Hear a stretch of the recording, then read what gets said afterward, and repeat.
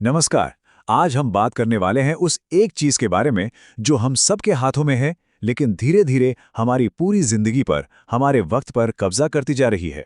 जी हाँ, mobile phone की लत। ये एक ऐसी चीज है जो बच्चों से लेकर बड़ों तक हर किसी को अपनी गिरफ्त में ले चुकी है। क्या कभी ऐसा हुआ है कि रात को बिस्तर पर लेटे लेटे बस यूं ही स्क्रॉल करना शुरू किया और अचानक घड़ी देखी तो सुबह के 2 बज रहे थे? और सबसे अजीब बात यह है कि अगर कोई पूछ ले कि भाई इन 2 घंटों में देखा क्या, तो शायद एक भी चीज ठीक से याद ना आए। अगर ये कहानी जानी पहचानी लग रही है तो ये चर्चा आपके लिए ही है। तो चलिए इस लत की तह तक चलते हैं। हम इसे 4 हिस्सों में समझने की कोशिश करेंगे।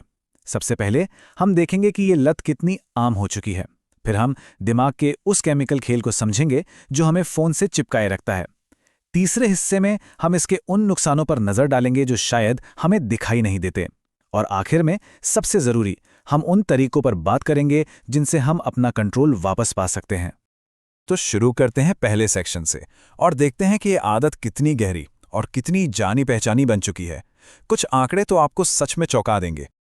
कोई अंदाजा है कि एक औसत इंसान अपने फोन को एक दिन में कितनी बार छूता होगा? 100 बार? 500 बार? एक रिसर्च के मुताबिक यह संख्या है 2617। जी हां, 2617 बार।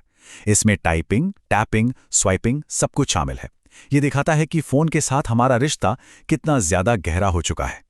और ये सिलसिला शुरू होता है दिन की शुरुआत से ही। एक स्टडी बताती है कि भारत में 84% लोग सुबह उठने के 15 मिनट के अंदर अंदर अपना फोन जरूर चेक करते हैं। मतलब जहां पहले सुबह की शुरुआत शांत मन से होती थी, अब उसकी जगह नोटिफिकेशंस की आवाज ने ले ली है। और बात सिर्फ सुबह की नहीं है। हम भारतीय अपने स्मार्टफोन पर रोजाना औसतन 7.5 घंटे बिताते हैं। 7.5 घंटे। हमने इस मामले में चीन और अमेरिका जैसे देशों को भी पीछे छोड़ दिया है। सोचिए हमारी जिंदगी का कितना बड़ा हिस्सा एक स्क्रीन को देखते हुए गुजर रहा है। इस लत का एक बहुत ही खतरनाक रूप है डूम स्क्रॉलिंग। इसका मतलब है घंटों तक सिर्फ बुरी और नेगेटिव खबरें देखते रहना। इससे ना हमें ऐसा महसूस होने लगता है कि दुनिया बस खत्म ही होने वाली है और हमारी चिंता और तनाव भी मतलब बढ़ने लगता है। दरअसल हमारा दिमाग खतरों की तरफ ज्यादा ध्यान देता है और सोशल मीडिया के एल्गोरिदम इसी चीज का फायदा उठाते हैं। तो चलिए अब अगले सेक्शन में चलते हैं और ये समझने की कोशिश करते हैं कि आखिर ये सब होता कैसे है। क्यों फोन को नीचे रखना इतना मुश्किल काम लगता है?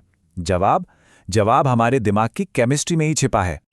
इसे हमारे दिमाग का रिवॉर्ड केमिकल कह सकते हैं। जब भी हम कोई नई मजेदार पोस्ट देखते हैं या कोई लाइक मिलता है, तो दिमाग में डोपामीन की एक छोटी सी डोज रिलीज होती है। इससे हमें अच्छा महसूस होता है, एक तरह की खुशी मिलती है, और फिर दिमाग को उसी खुशी की और चाहत होती है और हम दोबारा फोन उठा लेते हैं। बस ये एक कभी ना खत्म होने वाला लूप बन जाता है।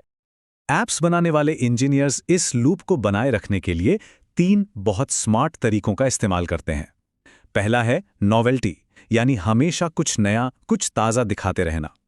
दूसरा है एंग्जाइटी, नोटिफिकेशन की टिंग जैसी आवाज से एक छोटी सी बेचैनी पैदा करना। और तीसरा है एक्नॉलेजमेंट, यानी लाइक्स, कमेंट्स और रिप्लाई के जरिए हमें यह महसूस कराना कि समाज में हमें अहमियत मिल रही है। और देखिए, विडंबना यह है कि इस टेक्नोलॉजी को बनाने वाले लोग भी इसके खतरों को बहुत अच्छे से जानते थे। एक बार जब स्टीव जॉब्स से पूछा गया कि उनके बच्चों को आईपैड कैसा लगता है, तो उनका जवाब था, वो इसका इस्तेमाल नहीं करते। हम घर पर अपने बच्चों के टेक्नोलॉजी इस्तेमाल को बहुत सीमित रखते हैं। ये बात सच में सोचने पर मजबूर करती है। अब जब हम ये समझ गए हैं कि ये लत काम कैसे करती है, तो चलिए अब बात करते हैं इसके उन अदृश्य नुकसानों की। वो नुकसान जो हमारे स्वास्थ्य, हमारे दिमाग और हमारे समाज पर बहुत गहरा असर डाल रहे हैं। चलिए 2 लोगों की जिंदगी की कल्पना करते हैं। एक तरफ कबीर है जो सुबह उठते ही स्क्रॉलिंग में लग जाता है, दिन भर बेचैन सा रहता है और रात को ठीक से सो भी नहीं पाता। वहीं दूसरी तरफ आरव है जिसका बेडरूम एक नो गैजेट जोन है। वो सुबह उठकर अपने परिवार से बात करता है और दिन भर शांत और प्रेजेंट महसूस करता है। फोन के साथ हमारा रिश्ता हमारी जिंदगी की क्वालिटी को तय कर सकता है। बड़ों में लगातार फोन इस्तेमाल करने से सबसे पहले तो एकाग्रता यानी कॉन्सेंट्रेशन घटती है। हर नोटिफिकेशन एक छोटे बॉम्ब की तरह है जो हमारे ध्यान को बिखेर देता है। बार बार एक काम से दूसरे पर जाने की वजह से दिमागी थकावट होती है। हमारी याददाश्त और सही फैसले लेने की क्षमता भी कमजोर होती है। स्क्रीन से निकलने वाली नीली रोशनी मेलाटोनिन नाम के स्लीप हार्मोन को बढ़ने से रोकती है, जिससे नींद खराब होती है और नतीजा चिंता, तनाव और अकेलेपन का एहसास बढ़ता जाता है। और बच्चों पर तो इसका असर और भी ज्यादा खतरनाक है। वर्ल्ड हेल्थ ऑर्गेनाइजेशन यानी WHO कहता है कि 2 साल से कम उम्र के बच्चों का स्क्रीन टाइम 0 होना चाहिए और 2 से 4 साल के बच्चों के लिए ज्यादा से ज्यादा 1 घंटा। लेकिन भारत में हकीकत कुछ और ही है। 2 साल से कम उम्र के बच्चे औसतन 1.2 घंटे और 5 साल से कम के बच्चे 2.2 घंटे स्क्रीन पर बिता रहे हैं, जो कि रिकमेंडेशन से कहीं ज्यादा है। और इसका नतीजा बहुत चिंताजनक है। बच्चों में बात करने की स्किल के विकास में 5 गुना तक की देरी हो सकती है। उनके हाथ पैर चलाने की स्किल्स कमजोर पड़ जाती हैं। आंखों की रोशनी कम होना, मोटापा और नींद से जुड़ी बीमारियों का खतरा बढ़ जाता है। कुछ बच्चों में तो वर्चुअल ऑटिज्म जैसे लक्षण भी दिखने लगते हैं और उनके दिमाग की बनावट तक बदल सकती है, जिससे उनकी सोचने समझने की शक्ति कमजोर हो जाती है। अच्छा, ये सब सुनकर चिंता होना स्वाभाविक है, लेकिन अच्छी खबर यह है कि हम इस पर काबू पा सकते हैं।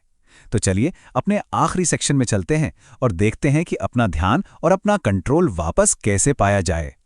सबसे पहले तो ये बात गांठ बांध लेनी है, फोन एक औजार है, हमारा मालिक नहीं। और इस रिश्ते पे दोबारा अपना कंट्रोल पाना पूरी तरह से मुमकिन है। इस आदत को तोड़ने के 3 बहुत ही बुनियादी कदम हैं। पहला, अपने ट्रिगर को पहचानिए। आप फोन उठाते क्यों हैं? क्या बोरियत की वजह से या तनाव की वजह से? दूसरा, टेक्नोलॉजी पर राज कीजिए, उसे खुद पर राज मत करने दीजिए। और तीसरा, किसी आदत को सिर्फ हटाइए मत, उसकी जगह एक अच्छी आदत को अपनाइए। यहाँ कुछ बहुत ही कारगर तरीके हैं। फालतू के नोटिफिकेशंस बंद कर दीजिए। स्क्रीन को कम आकर्षक बनाने के लिए ग्रे स्केल मोड का इस्तेमाल कीजिए, इससे सारे रंग गायब हो जाते हैं। फ़ोन को बेडरूम से बाहर रखने के लिए एक असली अलार्म घड़ी ले आइए। घर में नो फोन जोन बनाइए, जैसे कि डाइनिंग टेबल। स्क्रॉल करने के लिए दिन में एक समय तय कर लीजिए।